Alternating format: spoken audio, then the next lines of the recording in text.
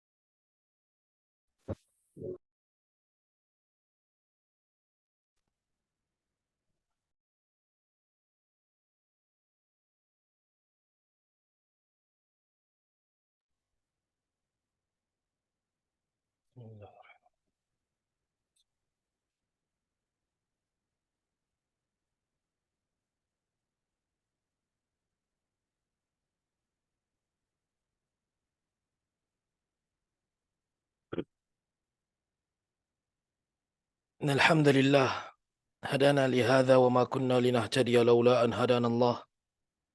أشهد أن لا إله إلا الله وحده لا شريك له، وأشهد أن محمدا عبده ورسوله لا نبي بعده.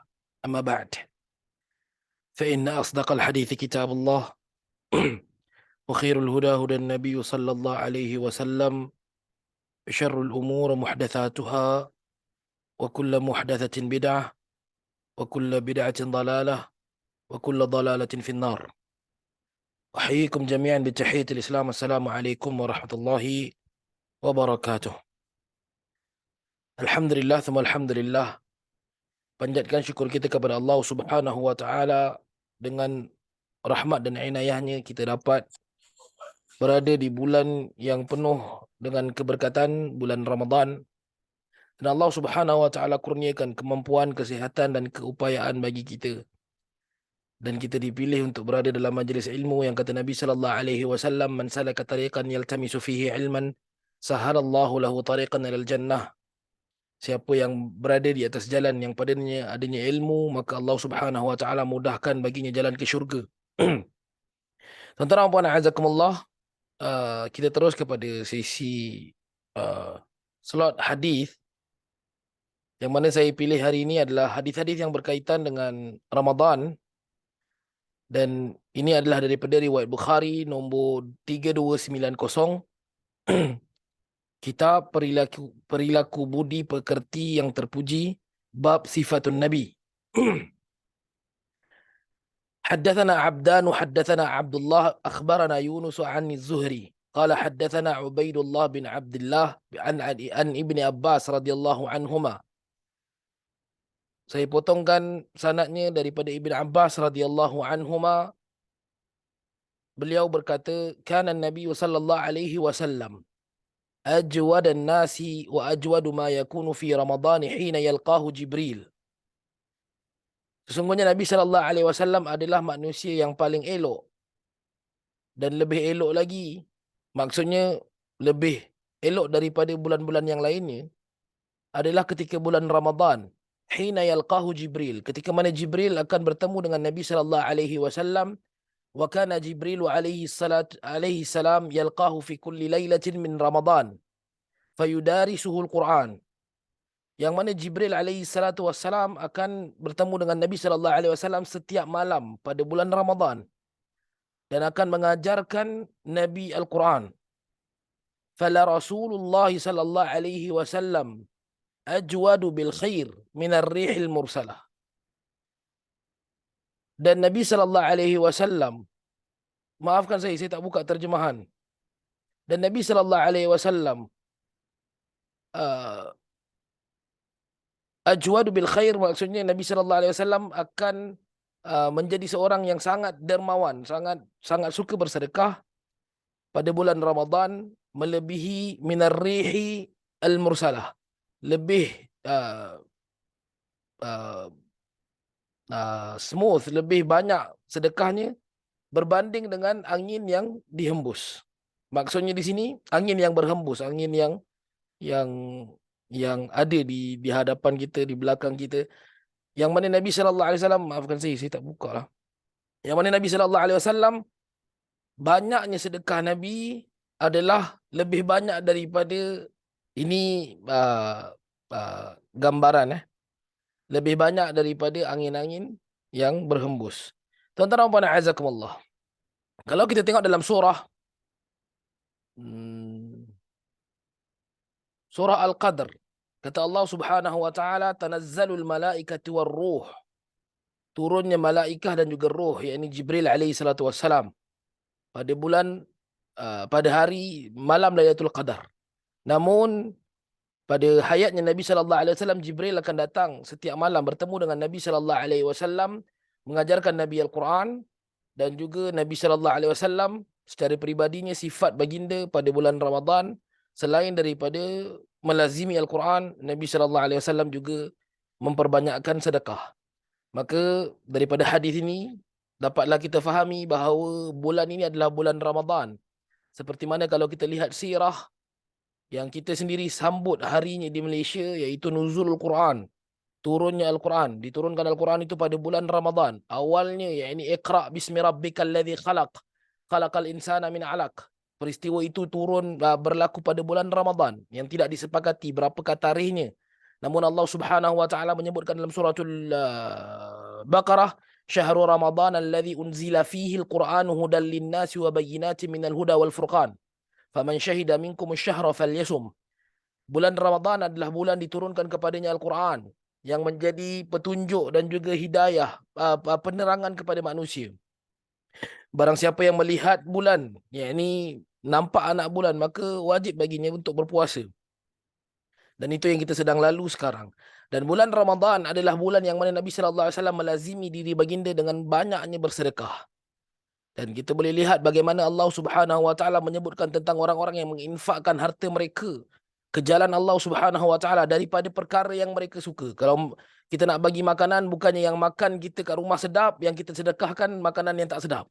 Bukanlah yang kita melantak tu yang paling best, sedangkan yang kita sedekah kat orang hanyalah yang lebih-lebih. Yang ini tuan-tuan dan puan azakumullah, tolong untuk kita jangan jadi orang sebegini. Kita bagi nasi lebih macam mana kita bagi dekat kucing, kita bagi ke orang. Sebab tak habis baru nak bagi ke orang. Kita tak bagi dekat orang apa yang kita sendiri selera untuk makan. Maka berhati-hati dalam urusan ini dan jadilah orang yang disebutkan oleh Allah Subhanahu wa taala dalam suratul Insan dari golongan al-abrar, yut'imuna at-ta'ama 'ala hubbihi miskinan wa yatiman wa asira. Yang mana orang-orang al-abrar ini mereka memberikan makanan daripada makanan yang mereka ala hubbih, yang mereka suka. Mereka memberikan sedekah daripada perkara yang mereka suka. Kalau baju, pakaian, mereka memberikan pakaian yang mereka suka. Bukannya pakaian lebih-lebih, pakaian yang tak pakai, pakaian yang dah buruk, dah berapa tahun pakai baru nak bagi ke orang. Kita usahakan untuk memberikan yang terbaik. Dan begitulah sebenarnya konsepnya bersedekah. Dan Allah Subhanahu wa taala menyebutkan yunfiquna mimma razaqnahum. Mereka memberikan, menginfakkan daripada apa yang kami rezekikan, bukan apa yang kami lebihkan. Bila dah lebih baru nak sedekah, bila tak lebih tak payah sedekah, tidak. Dan kita lihat bagaimana Nabi sallallahu alaihi wasallam memuliakan setiap hari baginda dalam bulan Ramadan. Allahu a'lam. Baik. Kita ada ramai juga subhanallah, ahlan wa sahlan wa marhaban bikum kepada semua yang sudi hadir. Baik. Hari ini saya pilih untuk tadabbur surah Al-Qiyamah. Surah Al-Qiyamah. Saya tak pasti adakah sempat untuk saya mengejar masa yang ada, tapi kita tengoklah berapa lama kita dapat. Mungkin sepanjang bulan ini kita hanya dapat tadabbur satu surah saja. Wallahu alam. Kita cuba macam mana saya terangkan, itu bergantunglah kita berapa lama masa kita pakai. A'udzubillahi minasyaitanirrajim. Bismillahirrahmanirrahim. Allah Subhanahu wa taala menurunkan surah Al-Qiyamah di Makkah, dan ini adalah antara surah Al-Makkiyah, yakni surah yang diturunkan di Makkah sekitar tahun keempat ataupun kelima kenabian. Kita balik kepada sirah. Bagaimana untuk kita memahami sirah? Adanya 3 fasa utama. Yang mana fasa yang pertama adalah sebelum kelahiran Nabi sallallahu alaihi wasallam sehinggalah Nabi sallallahu alaihi wasallam diutuskan menjadi rasul. Rasul dan Nabi itu sama. Diutuskan menjadi rasul. Maka daripada diutuskan Nabi sallallahu alaihi wasallam menjadi rasul pada umur baginda 40 tahun, turunnya wahyu Iqra' bismi rabbikal ladzi khalaq, maka fasa ini berpindah kepada fasa yang kedua, iaitu fasa kerasulan ataupun fasa kenabian. Maka bila sebut tentang tahun pertama kerasulan ataupun tahun pertama kenabian, tahun kedua kerasulan, tahun ketiga kerasulan, begitulah kaedah memahami fasa ini. Sehinggalah tahun ke-13 kerasulan ataupun tahun ke-13 kenabian, Nabi sallallahu alaihi wasallam berhijrah ke Madinah Al-Munawwarah, seperti mana sabda baginda Nabi sallallahu alaihi wasallam, umirtu biqaryatin ta'kulul qura yaquluna laha Yathrib wa hiya al-Madinah. Aku diperintahkan untuk berhijrah ke satu kampung yang akan memakan kampung-kampung yang lain, dan dia adalah Madinah. Itulah dia fasa yang baru yang ketiga, iaitu fasa hijrah. Maka bahasanya akan berubah mengikut tahun pertama hijrah, tahun kedua hijrah, tahun ketiga hijrah, dan begitulah. bila sebut tentang surah Al-Qiyamah yang diturunkan pada tahun keempat ataupun kelima kenabian, kita boleh fahami bahawa ketika ini dakwah telah pun dijalankan oleh baginda Nabi sallallahu alaihi wasallam secara terang-terangan, di mana pada awal kerasulan baginda Nabi sallallahu alaihi wasallam dakwah itu disampaikan secara sembunyi-sembunyi. Orang ramai tidak dibenarkan untuk menzahirkan keimanan mereka. Bahkan siapa yang kantoi ketika itu mereka akan diseksa. Sehingga ada sebahagian daripada mereka yang diseksa sehingga mati pun. Kita lihat bagaimana apa yang berlaku kepada Sumayyah binti Khabbab dan juga suaminya Yasir, yang mana anaknya Ammar bin Yasir terselamat. Dan ini semua adalah fasa di mana Islam bermula dengan sangat asing. Seperti mana yang disebutkan oleh Nabi sallallahu alaihi wasallam, bada'al Islamu ghariban wa sayaudu kama bada'a fatuba lil ghuraba. Islam itu bermula dengan sangat terpencil dan dia akan kembali terpencil. Orang yang membawa Islam akan dilihat sebagai pelik. Dan itu dah mula berlaku di zaman kita hari ini. Fatuba lil ghuraba, kata Nabi sallallahu alaihi wasallam, bergembiralah, berbahagialah orang-orang yang terasing ini. Maka Islam disampaikan oleh baginda Nabi sallallahu alaihi wasallam dalam keadaan skala yang terlalu kecil pada awal kerasulan, daripada tahun pertama hinggalah ketiga. Kemudian datangnya wahyu Allah Subhanahu wa taala memerintahkan kepada Nabi sallallahu alaihi wasallam untuk berdakwah secara terang-terangan. Fasda' bima tu'mar wa a'rid 'anil musyrikin. Sampaikanlah apa yang telah diperintahkan kepada engkau dan bantahlah orang-orang musyrikin dengan wahyu itu. Maka Nabi sallallahu alaihi wasallam berdakwah secara terang-terangan. Maka ketika ini orang ramai mula untuk melihat apa yang dibawakan oleh Muhammad dan mereka mula mendatangkan dakwaan, tohmahan, ejekan, kejian, bahkan labelan kepada Nabi sallallahu alaihi wasallam. Tuan-tuan dan puan-puan azakumullah, antara yang dipertikaikan kepada Nabi sallallahu alaihi wasallam adalah berita yang dibawa oleh baginda Nabi sallallahu alaihi wasallam berkenaan dengan hari kiamat. Kalau kita lihat dalam surah An-Naba, Nabi sallallahu alaihi wasallam diperintahkan oleh Allah Subhanahu wa taala untuk menerangkan kepada manusia tentang hari kiamat. Kata Allah Subhanahu wa taala, "Amma yatasaaluna 'anil naba'il 'azim." Tentang apa yang mereka itu berbantah-bantah, yakni tentang berita yang sangat besar, yakni hari kiamat. Kalla saya'lamuna thumma kalla saya'lamun. Ketahuilah mereka akan mengetahuinya dan mereka akan mengetahuinya. Hari kiamat adalah hari yang berlaku dan dijanjikan kepada setiap daripada kita.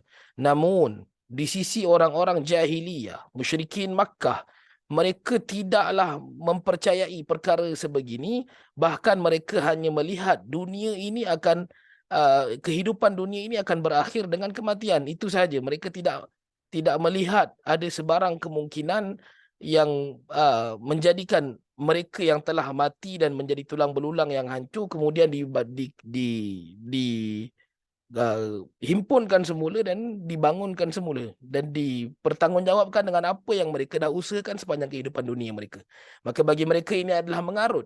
Maka Allah Subhanahu wa taala menurunkan surah Al-Qiyamah untuk Nabi sallallahu alaihi wasallam menyampaikan kepada mereka supaya orang ramai beriman dengan hari kiamat. Apa maksud iman dengan hari kiamat? Allah Subhanahu wa taala menyebutkan dalam suratul Baqarah, "Laisal birra an tuwallu wujuhakum qibala al-masyriq wal maghrib, walakinnal birra man amana billahi wal yawmil akhir wal malaikati wal kitabi wan nabiyyin wa atal mala ala hubbih." Kata Allah Subhanahu wa taala, tidaklah kebaikan itu hanya dinilai kepada orang yang mendirikan salat menghadap kiblat.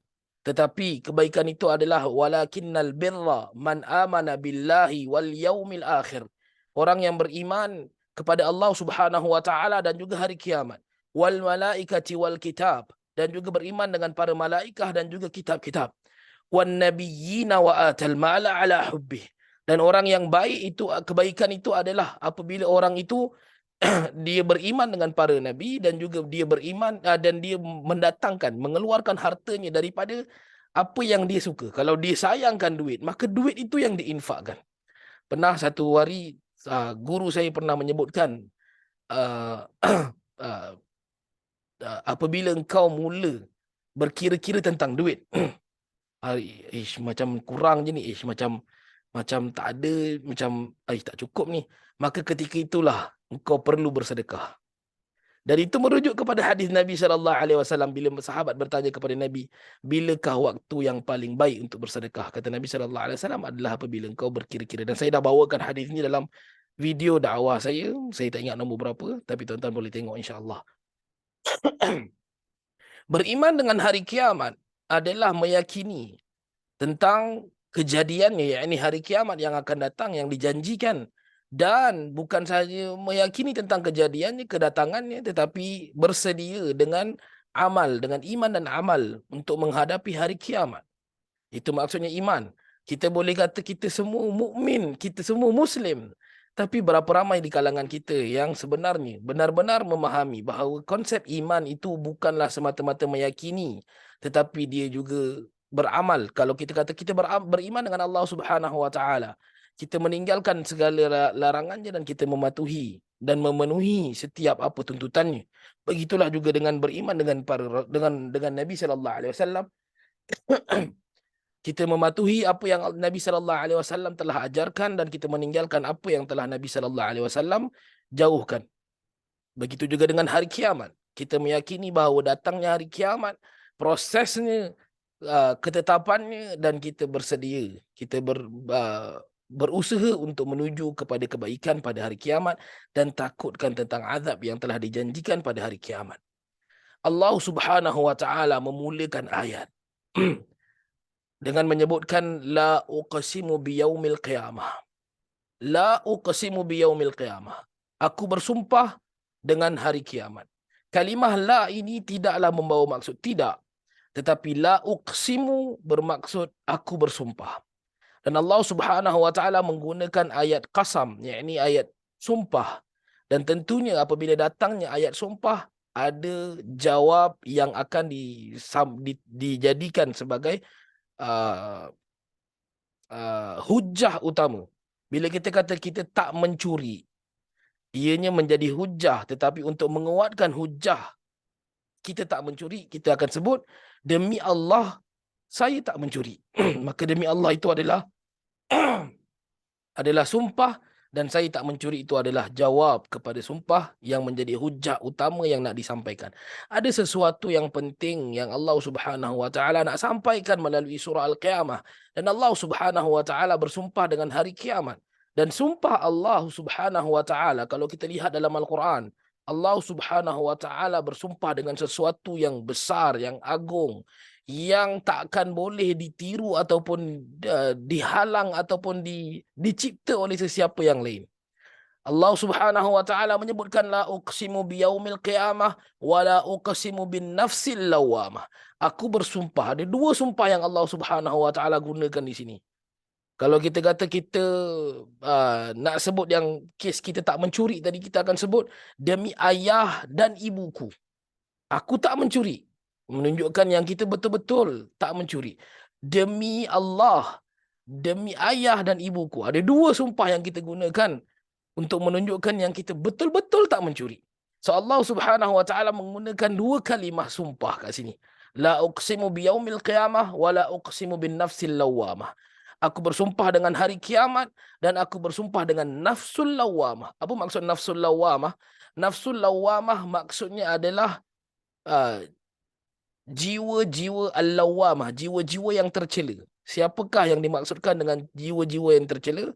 Ia merujuk kepada manusia itu sendiri, dan boleh juga dijadikan sebagai maksud merujuk kepada orang-orang musyrikin Makkah. Manusia, Allah Subhanahu wa taala tidak menyebutkan dengan kalimah manusia secara direct, tapi Allah Subhanahu wa taala menggunakan isim mubalaghah di sini dengan menyebutkan nafsul lawamah, jiwa yang sentiasa tercela ataupun jiwa yang sentiasa mencela, menunjukkan bahawa hari kiamat itu akan menjadi satu ancaman yang besar kepada orang-orang yang tercela pada hari tersebut.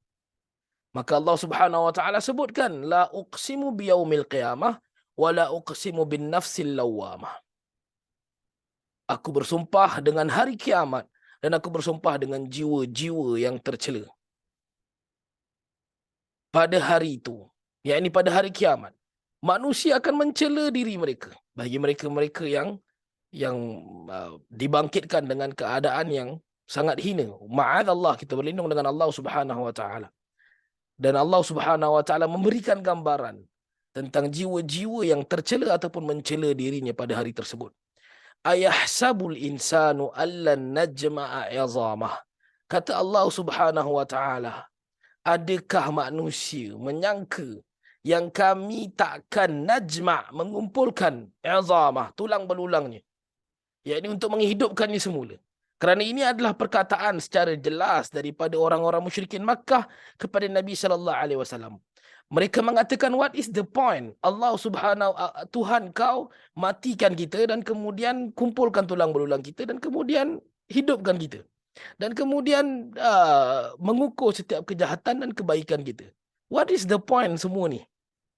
Dan tuan-tuan dan azakumullah, setuju atau tak yang ada juga sebahagian daripada kita yang kadang-kalanya kerana tidak memahami konsep hari kiamat, kita bertanya-tanya, so what is the point kita hidup sebenarnya? What is the point kita dimatikan? And what is the point kita melalui hari kiamat? Saya pernah ditanya dengan soalan, kalaulah kenapa tidak Allah Subhanahu wa taala mengekalkan kehidupan kita dan kemudian datang satu hari, tak payah matikan kita, datang satu hari kemudian mengadili kita dan meletakkan kita dalam syurga dan neraka. Kenapa Allah tak buat macam tu? Kenapa mesti ada kematian? Kenapa mesti dihidupkan dan kemudian dimatikan, kemudian dikumpulkan, kemudian dihisab, kemudian dimasukkan ke dalam syurga dan neraka? What is the point of the process? Apa sebenarnya yang Tuhan nak buat? Itu soalan yang datang daripada satu orang yang belajar. Ini kan pula Nabi sallallahu alaihi wasallam membawakan satu berita yang besar kepada orang yang langsung tak pernah belajar tentang hari kiamat. So tuan-tuan dan puan-puan azakumullah, kita kena tengok juga konteks orang-orang musyrikin Makkah, yang mereka ini adalah satu bangsa, satu golongan yang tidak dipengaruhi dengan agama-agama lain yang tentunya jauh tersisih daripada mereka. Antaranya Nasrani yang yang berpusat di Empayar Rom, termasuklah di Habsyah, dan juga Yahudi yang berpusat di utara Madinah, paling dekat dengan mereka. Dan mereka ini, orang-orang Makkah ini, bukanlah pusat dagangan. Memandangkan pada zaman ketika Nabi SAW dilahirkan, itu adalah zaman yang baru sahaja ditemukan semula Telaga Zamzam. Sebelumnya, Telaga Zamzam telah ditimbus oleh kabilah Jurhum yang hilang selama ratusan tahun, dan Makkah bukanlah menjadi satu pusat persinggahan utama. So, bukanlah rebutan dari kalangan mana-mana empayar, sama ada Parsi, Hindi ataupun Romawi. Mereka tidak langsung melihat sebelah mata pun kepada bumi Makkah. Maka Makkah tidaklah dipengaruhi dari sudut agama-agama Samawi, sama ada Yahudi, Bani Israel ataupun Nasrani, melainkan mereka mengamalkan agama yang mereka manipulit sendiri. Mereka rasa beginilah. Kerana itu Allah Subhanahu wa taala pernah menyebutkan dalam Al-Quran, kata Allah Subhanahu wa taala, Allahumma salli ala Muhammad. Macam mana Wa idza qila lahum ittabi'u ma anzalallahu qalu bal nattabi'u ma alfaina alaihi aba'ana. Dan apabila dikatakan kepada mereka, ikutlah, ittabi'u ma anzalallahu qalu, ikutlah apa yang telah Allah Subhanahu wa taala turunkan. Mereka mengatakan, bal nattabi'u ma alfaina alaihi aba'ana. Kami mengikut, kami tetap dengan pendirian, dengan ikutan datuk nenek moyang kami. Ma alfaina alaihi aba'ana awalau kana aba'uhum la yaqiluna syai'an wa la yahtadun. Walaupun kata Allah Subhanahu wa taala, datuk nenek moyang mereka itu beragama dengan cara tidak menggunakan akal. Mereka menggunakan nafsu, menggunakan emosi. Betul ke macam ni? Betul lah, buat macam ni rasa tenang lah, kan? Tuan-tuan dan puan azakumullah, hari ini Ada ramai di kalangan kita yang beragama mengikut emosi. Dia rasa dia buat ini dia tenang. Dia rasa dia buat ini rezeki dia makin murah. Dan dia kongsikan kepada orang dan orang ikut pula. Sedangkan apa yang dia buat itu tidak diajarkan oleh baginda Nabi sallallahu alaihi wasallam. Man ahdatha fi amrina wa hadha laysa minhu fahuwa rad. Kata Nabi sallallahu alaihi wasallam dalam hadis yang diriwayatkan oleh Aisyah, siapa yang mereka-reka memperbaharui, mencipta-cipta apa yang tidak ada dalam agama kami, yakni dari sudut urusan agama, fahuwa rad, maka amalan itu tertolak, agamanya tertolak. Allah Subhanahu wa taala menyebutkan lagi, bala qadirina ala an nusawwiya banana. This is science. Kata Allah Subhanahu wa taala, ketahuilah ianya memang berlaku. Yakni Allah Subhanahu wa taala menggunakan perkataan bala, tentu sekali boleh. Qadirina ala an nusawwiya banana. Kami akan mengumpulkannya dan menyusun jari jemarinya. Dan ini adalah fakta sains di mana kalau kita tengok identiti seseorang itu terletak pada ibu jarinya, cap jarinya. Kalau di Saudi kita ada cap jari basmah, cap jari ibu jari, ataupun 10 jari. Samalah negara mana-mana pun kan. Yang mana inilah di identiti setiap seorang. Saya tak boleh nak sebut dari sudut terlalu detail, teknikalnya. Tapi, tuan-tuan dan puan azakumullah, Allah Subhanahu wa taala memberikan gambaran kepada kita bahawa Allah Maha Pencipta dan Maha Mengetahui. Allah mengumpulkan tulang belulang dan Allah highlightkan bahagian cap jari. Nusawwiya banana. Menyusun mengikut jari-jarinya. Menunjukkan bahawa beginilah caranya yang kita amalkan juga hari ini, dan ini adalah rujukan utama sains di mana identiti tubuh badan, tulang belulang, semuanya tak akan lari daripada cap jari. Allah Subhanahu wa taala menyebutkan kami berkuasa untuk melakukan sedemikian. Bala qadirin ala an nusawwiya banana, untuk menyusun setiap jari jemarinya. So bila Allah Subhanahu wa taala menyebutkan tentang hal banana ni, tuan-tuan mungkin tahu kan, banana ni adalah perkataan pisang. Banana, perkataan pisang. Dan Allah Subhanahu wa taala menggunakan perkataan banana adalah kerana pisang itu berbentuk jari. Dan English pun panggil banana. Bal yuridul insan liyafjura amamah. Dan ini adalah hakikat, reality. Tak ada sesiapa pun di kalangan kita yang menyukai hari kiamat.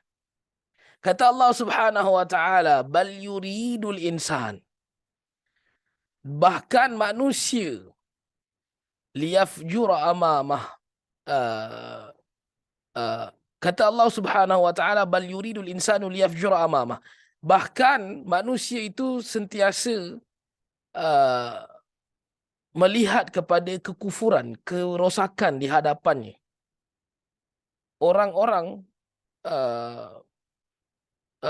ciptaan Allah Subhanahu wa taala, makhluk yang Allah Subhanahu wa taala sebutkan sebagai insan. Insan ni datang daripada perkataan nisyan, lupa, lalai, leka. Nasun, satu orang. Insan adalah sifat kemanusiaan. Kita berasaskan kepada kalimah kita ini sentiasa lupa dan lalai. Dan Allah Subhanahu wa taala menyebutkan yuridul insan liyafjura amamah. Masalahnya adalah manusia sentiasa suka dengan sesuatu yang buruk. Ni siapa yang cakap ni? Allah Subhanahu wa taala. Siapa Allah? Allah yang mencipta. Dan Allah Maha tahu. Allah tahu yang manusia memang sentiasa suka dengan keburukan. Datang benda baik dan benda buruk, manusia suka dengan benda buruk. Liyafjura amamah. Dia akan melihat kepada keburukan di hadapannya. Allah menyebutkan konteks manusia mengutamakan ataupun mendahulukan keburukan sehingga manusia itu bukan tidak lupa kepada hari kiamat. Dia tengok keburukan dan dia utamakan, dia dahulukan keburukan sehingga dia lupa dengan hari kiamat. Bal yuridul insan liyafjura amamah yas'alu ayyana yaumul qiyamah. Subhanallah. Dan ini memang berlaku. Bila manusia dulu kan dia utamakan keburukan, dia nak buat buruk dulu.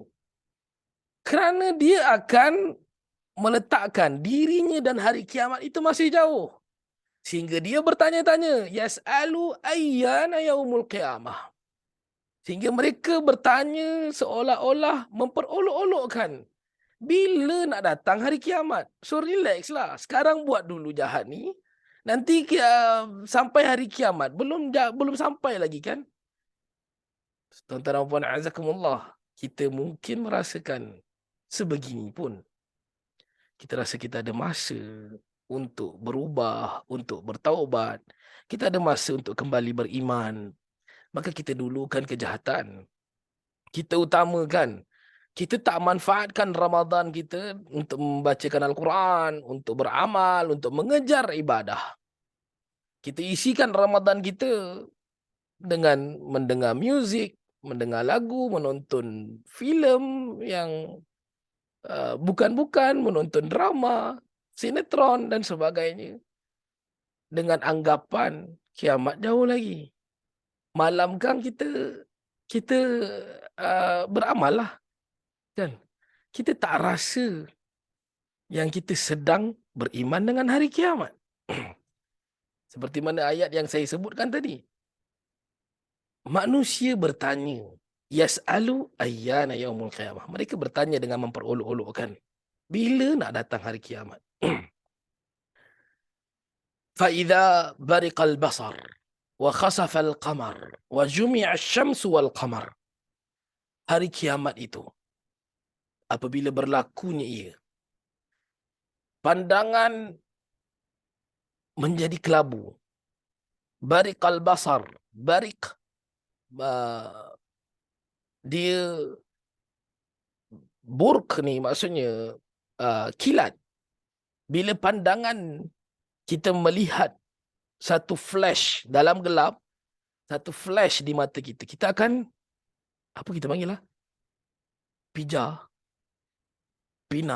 Berpinah-pinah, berpijah-pijah. Tak tahulah bahasanya apa, tapi begitulah. Sebenarnya apa yang berlaku? Apa yang Allah Subhanahu Wa Taala nak sebutkan? Blur. Hari itu adalah pandangan menjadi blur. Kerana hari itu adalah hari yang penuh dengan ketakutan. Fa'idha bariqal basar, Allah Subhanahu Wa Taala sebutkan dalam surah, macam mana ayat dia? Surah Ibrahim kalau tak silap saya. Muhti'ina muqni'i ru'usi, maafkan saya. Muhti'ina muqni'i ru'usihim la yartaddu ilaihim tarfuhum wa af'idatuhum hawa. Kata Allah Subhanahu Wa Taala pada hari itu, yakni pada hari kiamat, manusia akan terburu-buru.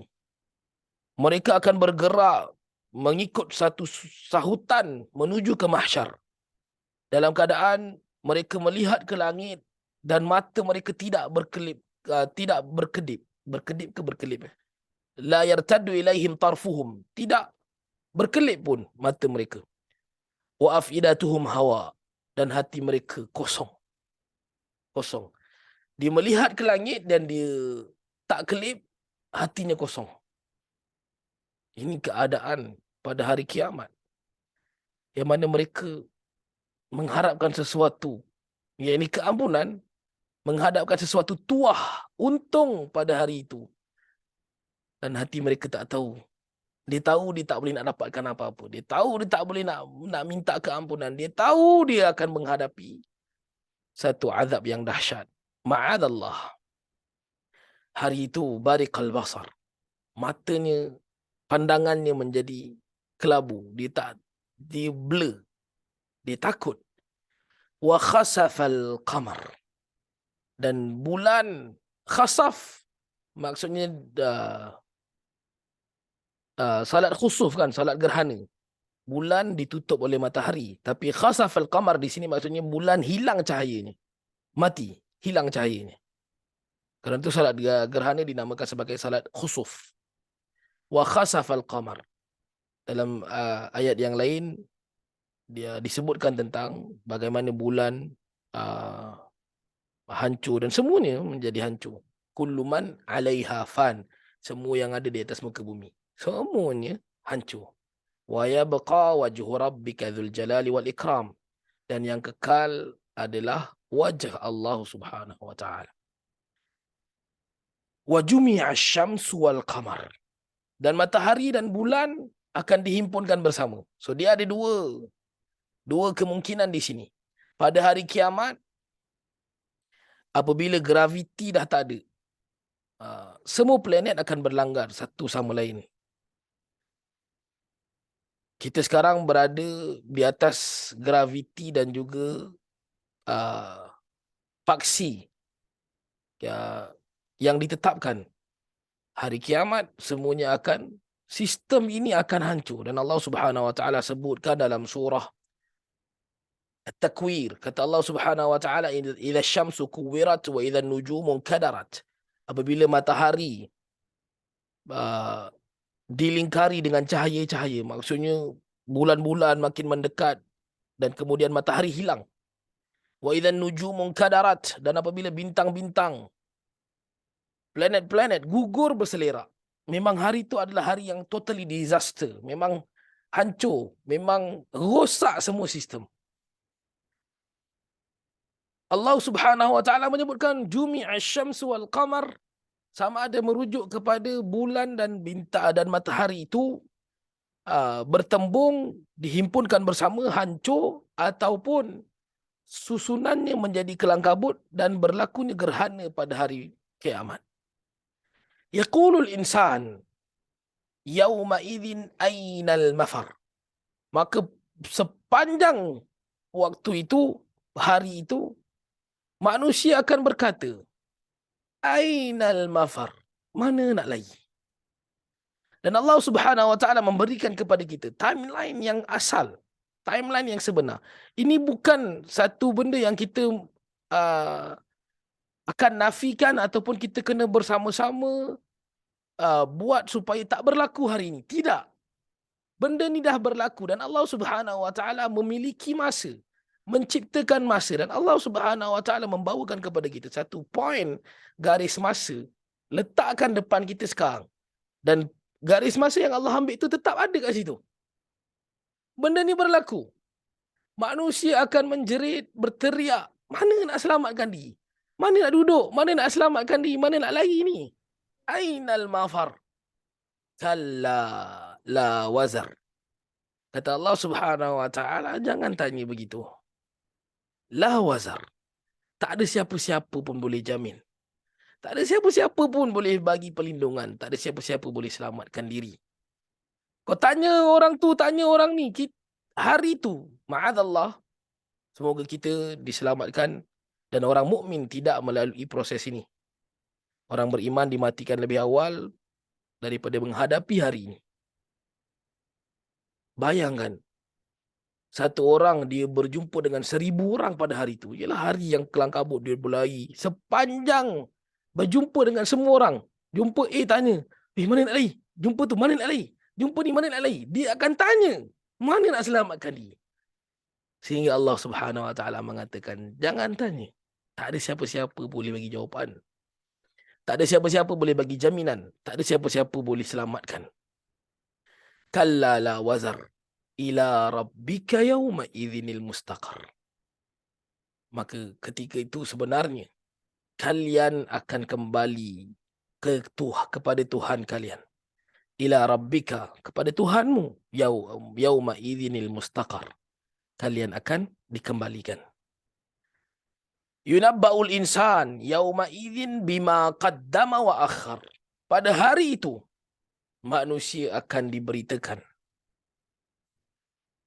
tentang apa yang dia telah lakukan dan apa yang dia tinggalkan.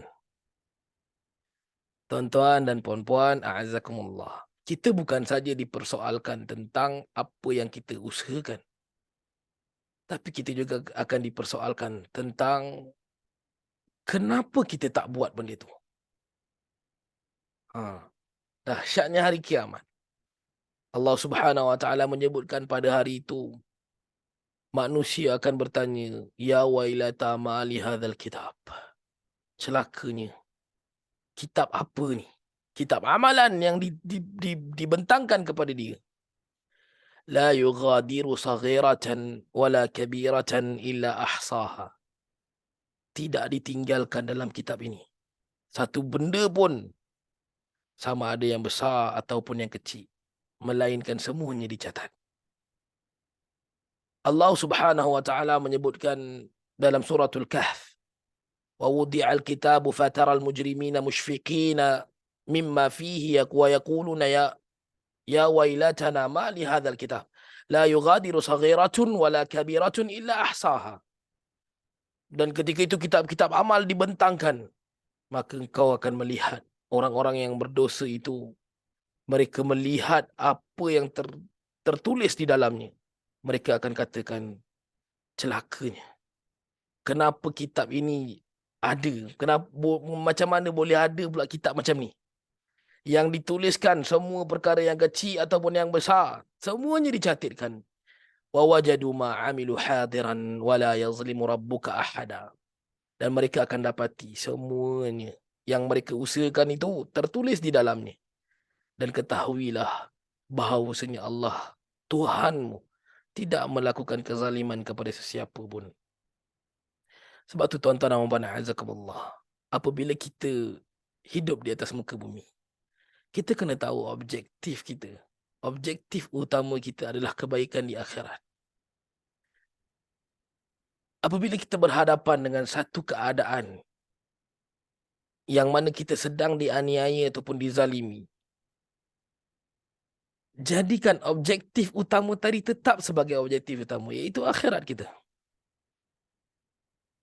Boleh jadi kita fight di atas dunia itu tidak memihak kepada kita. Maka kekallah di atas objektif utama, iaitu akhirat.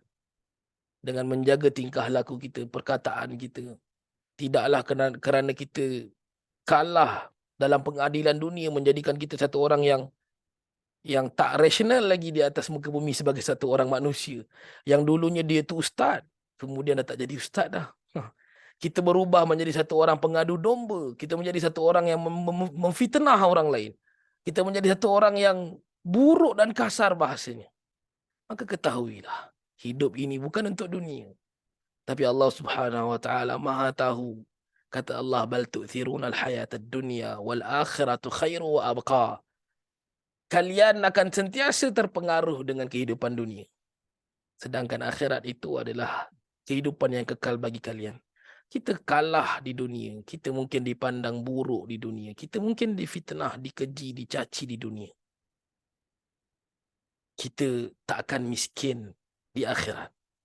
Kita akan gembira di akhirat. InsyaAllah. Sabar dan tenang. Terus buat kebaikan. Tidak tak perlu untuk bertukar menjadi satu orang yang jahat kerana menyampah dah. Buat baik orang cakap macam-macam. Kan? Jadi kerana menyampah dengan orang cakap macam-macam, lebih baik aku jadi jahat je. Tak perlu pun begitu. Balil yunabba'ul insan yawma idzin bima qaddama wa akhar. Manusia akan diberitakan dengan apa yang mereka telah lakukan dan apa yang mereka telah tinggalkan. Boleh jadi satu hari kita ada peluang untuk bersedekah. Kita ada duit RM1,000. Tiba-tiba kawan kita tanya, boleh tak tolong? Aku tak cukup duit nak belikan susu untuk anak aku. Aku perlukan RM20. Kita ada RM1,000 ni. Tapi kerana kita rasa kita tak percaya dengan dia, kita rasa macam kalau kita pakai duit ni, kita tak boleh nak survive, nanti kita pun short. Dan kita ambil keputusan untuk tak tolong. Sebab tu tuan-tuan dan puan-puan azakumullah, melihat kepada ayat yunabba'ul insan yawma idzin bima qaddama wa akhar. Ingat betul-betul Surah Al-Qiyamah. Allah Subhanahu Wa Taala menyebutkan manusia akan dibentangkan dengan apa yang mereka usahakan dan apa yang mereka tinggalkan. Merujuk kepada ayat ini. Sebelum kita tinggalkan satu-satu amalan, yang ketika itu kita berpeluang untuk melakukannya, fikir banyak-banyak. Dah ready ke jawapan depan Tuhan. Kita ada 1,000. Kawan tu minta RM20. Dan kita tak tolong hanya kerana kita fikirkan mungkin kalau kita tolong nanti duit yang 1,000 yang kita patut simpan tadi, short. Tuan-tuan dan puan-puan, azakumullah. Bersediakah kita untuk menjawab di hadapan Tuhan? Saranan saya, saranan saya, tolonglah jangan jadi orang yang kedekut. Kerana Allah Subhanahu Wa Taala telah menyebutkan anfik, unfik alaik. Berinfaklah, aku akan infak ke atas kalian. Jaminan. Kita adalah hamba kepada Tuhan yang Maha Kaya. Kita tak takut kalau ayah kita kaya dan kita berbelanja semahunya. Duit habis pun tak apa, nanti ayah kita top up. Tapi kenapa kita perlu takut untuk kita berbelanja? Kerana Allah. Sedangkan Allah itu maha kaya, maha memiliki. Tuan-tuan, lihatlah kepada langit. Kalau ada satu company yang boleh cipta awan, berapa jauh dia boleh tanggung untuk buat awan yang besar. Mungkin dia perlukan belanja berbilion ringgit hanya untuk awan sebesar 10 meter. Dan Allah Subhanahu Wa Taala memiliki awan seluruh bumi, meliputi seluruh bumi. Allah Maha Kaya. Kenapa kita nak takut untuk kita keluarkan duit kita? Kerana Allah Subhanahu Wa Taala. Kita lebih yakin dengan jawapan kita untuk dibawa di hadapan Tuhan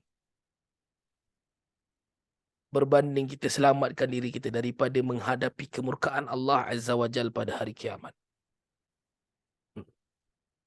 Kita mungkin lebih yakin untuk berhujah, mempertikaikan tentang rezeki yang kita ada dengan terhad ni. Ya Allah, kau bagi aku pun 1,000 je ya Allah. Macam mana aku nak tolong kawan aku minta RM20 tu? Aku pun ada 1,000 je ya Allah. Kan? Kita lebih yakin tu berlaku begitu. Sedangkan kita boleh selamatkan diri kita dengan sangat mudah pun. Balil insanu ala nafsihi basirah. Dan manusia pada hari itu, mereka akan menjadi saksi ke atas diri mereka sendiri. Ini one of the process. Ada beberapa proses. Ada proses munakashah yang dibawakan orang lain yang kita pernah berurusan dengannya dalam kehidupan dunia. Orang itu akan dipertanyakan setiap inci tentang muamalah dia dengan kita. And one of the process adalah kita menjadi saksi ke atas apa yang kita sendiri buat. Dan Allah Subhanahu Wa Taala tak perlukan sesiapa untuk urusan ini. Dan kita tak boleh menipu pun. Dalam surah An-Naba kata Allah Subhanahu Wa Taala, "Yauma yaqumur ruhu wal malaikatu saffa la yatakallamuna illa man adzina lahur rahman wa qala sawaba." Hari itu adalah hari beraturnya, bersusunnya para malaikah, Jibril dan juga para malaikah.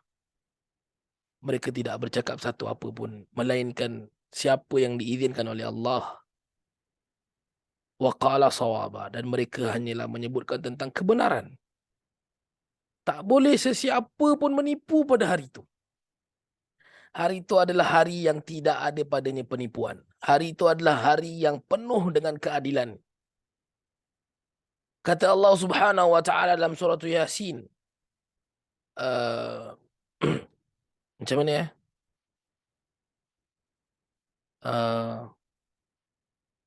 Macam mana ya? Allahu Akbar. Saya tak boleh, sekejap. Dia lupa surah Yasin Astaghfirullah. Uh, lupa.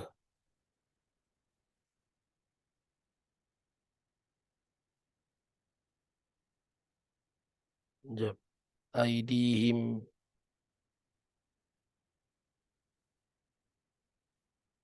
Saya lupa ni. Macam mana Astaghfirullah. Jap. Ha. Astaghfirullah. Ayat senang saya lupa. Al-yawma nakhtimu ala afwahihim wa tukallimuna aydihim wa tashhadu arjuluhum bima kanu yaksibun.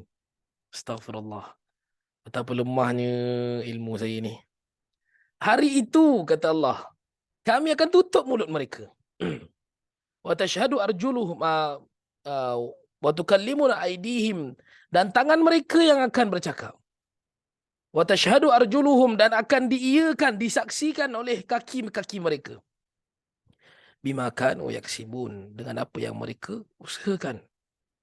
Macam mana tangan boleh bercakap, itu kejadian pada hari kiamat. Jangan dibayang-bayangkan dan jangan ditanya-tanyakan. Mulut keluar kat mana ke, jari susun keluar bentuk mulut ke, Allahu alam. Tapi tangan akan bercakap, kaki akan mengiyakan. Balil insanu ala nafsihi basirah. Hari itu adalah hari di mana manusia akan menjadi saksi untuk diri mereka sendiri. Walau alqa ma'adhirah. Walaupun mereka cuba untuk memberikan alasan-alasan untuk membela diri. Mereka memberikan alasan-alasan. Mereka diberikan peluang untuk berhujjah, tetapi semuanya akan dipatahkan sendiri. Kata Allah Subhanahu wa taala, "Thumma lam takun fitnatuhum illa an qalu wallahi rabbina ma kunna musyrikin." Tidak ada di kalangan mereka yang menjawab dengan pendustaan, dan mereka akan menyebutkan, demi Allah Tuhan kami, kami tidak akan menjadi orang-orang yang mempersekutukan Allah dengan sesuatu yang lain. Mereka cuba untuk berdalih dan menidakkan. Dan disebutkan dalam surah Al-Mujadalah tentang usaha manusia untuk berdalih di hadapan Allah Subhanahu wa taala. Kata Allah Subhanahu wa taala, "Yauma yab'atsuhumullahu jami'an fayahlifuna lahu kama yahlifuna lakum wa yahsabuna annahum 'ala syai'. Ala innahum humul kadhibun." Setelah jelas kepada orang-orang munafik itu bahawa harta benda mereka, anak pinak mereka tidak dapat memberikan pertolongan kepada mereka. Ketika mereka dibangkitkan di hadapan Allah Subhanahu wa taala pada hari kiamat, mereka bersumpah depan Allah bahawa mereka itu adalah orang-orang mukmin, sebagaimana mereka biasa, kama yahlifuna lakum, seperti mana mereka biasa bersumpah depan kalian. Wa yahsabuna annahum ala syai', dan mereka menyangka bahawa mereka sedang mendapatkan kebaikan, sesuatu yang berfaedah untuk mereka. Ala innahum humul kadhibun. Ketahuilah bahawa mereka tetap menjadi pendusta. Mereka cuba untuk menipu Allah Subhanahu wa taala, tetapi tak ada apa yang dapat menipu Allah Subhanahu wa taala. Kata Allah, walau alqa ma'adhirah, walaupun berlaku cubaan untuk mendapatkan excuse, perlepasan daripada Allah. La tuharrik bihi lisanaka lita'jala bih. Dan ini adalah berkaitan dengan Allah Subhanahu wa taala menegur Nabi apabila Nabi sallallahu alaihi wasallam membacakan Al-Quran. Bila mendapat wahyu melalui Jibril, Nabi cepat-cepat nak baca, cepat-cepat nak dapat kuasai ayat-ayat Al-Quran. Nampak, Nabi orang Arab, tuan-tuan dan puan-puan, azakumullah, Quraisy, dan Nabi membesar di perkampungan Bani Sa'diyah, perkampungan Bani Sa'ad di Taif, yang terkenal dengan bahasa yang indah, yang tidak bercampur dengan budaya luar. Dibesarkan oleh Halimah bintu Abu Dhu'aib, Halimah Sa'diyah. Namun Al-Quran itu bukanlah mudah untuk masuk kepada sesiapa pun, melainkan siapa yang Allah Subhanahu wa taala izinkan. Dan bila Nabi sallallahu alaihi wasallam menerima wahyu, Nabi cepat-cepat untuk cuba membacakannya dan menguasainya. Allah Subhanahu wa taala menegur Nabi, la tuharrik bihi lisanaka lita'jala bih. Janganlah engkau, wahai Muhammad, segera terburu-buru untuk menghafaz Al-Quran yang diturunkan kepadamu. Engkau terburu-buru menggerakkan lidahmu untuk membacakannya. Lita'jala bih, untuk segera membacakannya sebelum selesai dibacakan kepada engkau. Ini adalah ajaran Allah Subhanahu wa taala kepada Nabi sallallahu alaihi wasallam tentang kaedah menerima wahyu. Dan sebenarnya ia juga adalah bagaimana kita mempelajari Al-Quran dan juga untuk diadaptasikan dalam pelajaran-pelajaran yang lain. Bagi orang habis cakap dulu, bagi orang habis terangkan dulu, dan kemudian kita boleh fahami dengan baik.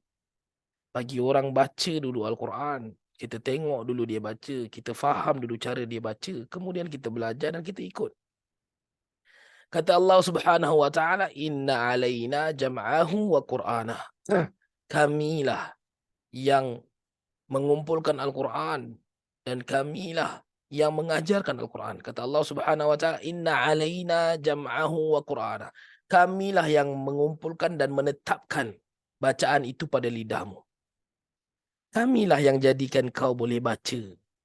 So jangan terburu-buru, jangan terkejar-kejar. Fa idza qara'nahu fattabi' Qur'ana. Bila mana dibacakan kepada engkau Al-Quran, dah disempurnakan bacaan itu kepada engkau, maka bacalah menurut apa yang disempurnakan kepadamu. Fattabi' Qur'ana. Baca, bagi orang baca dulu, yakni Jibril.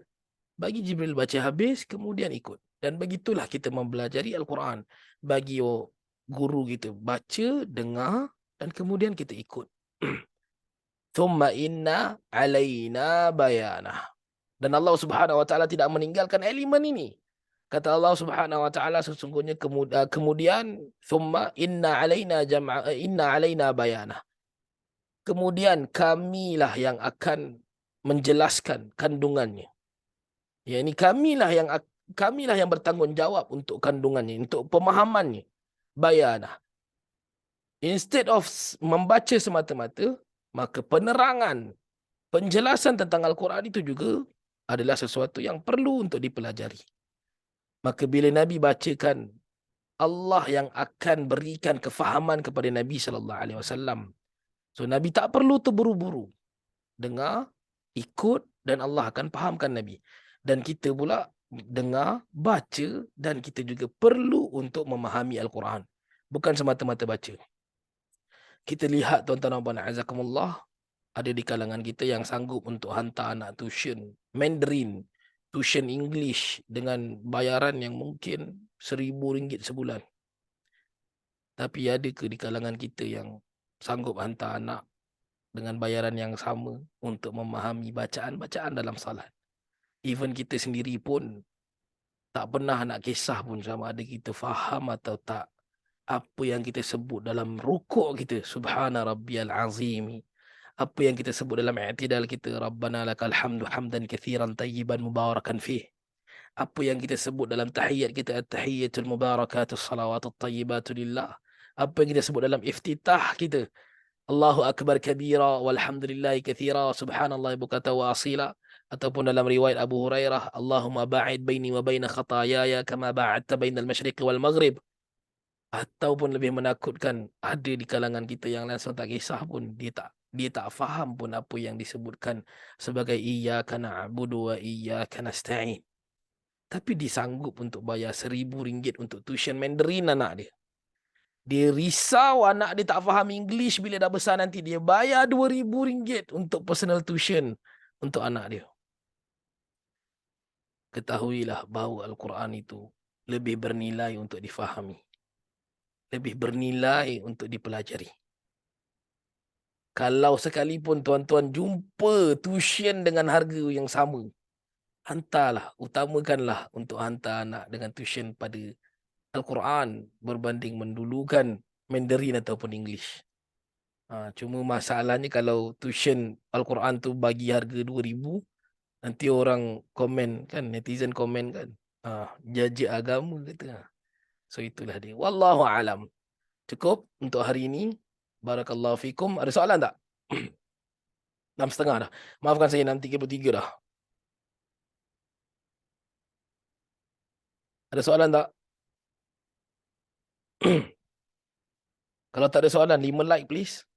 Tuan-tuan boleh letakkan like pada bahagian emote tu. Satu. Assalamualaikum, Ustaz. Waalaikumsalam warahmatullahi. Silakan. Satu, Ustaz, satu. Silakan. Berkenaan dengan cerita yang tadi tu, yang pasal yang RM20 nak tambahan untuk beli susu tadi tu. Ha. Okey, kita ni sekarang, kita yakin yang rezeki tu Allah yang bagilah. Maknanya kita membantu orang, Allah akan bagi lagi banyak lah untuk kita. Betul. Cuma ada satu-satu keadaan, contoh kita selalu memberi kepada dia. Maknanya kita bagi pinjam. Maknanya setiap kali pinjaman dia buat dan dia berjanji akan bayar balik tu, dia tak akan bayar balik lah. Kalau macam tu, keadaan ni macam mana, Ustaz? Okey, jazakallah khair. Ini lebih kepada personal motivation lah, pendapat peribadi lah, bukan cerita-cerita Nabi ke apa . Semua orang, saya percaya semua orang melalui proses yang sama dengan cerita Abang Hafiz tadi. Saya lah, personally saya, bila saya mampu, saya akan tetap akan bagi orang ni. Dan saya tahu dia takkan bayar pun.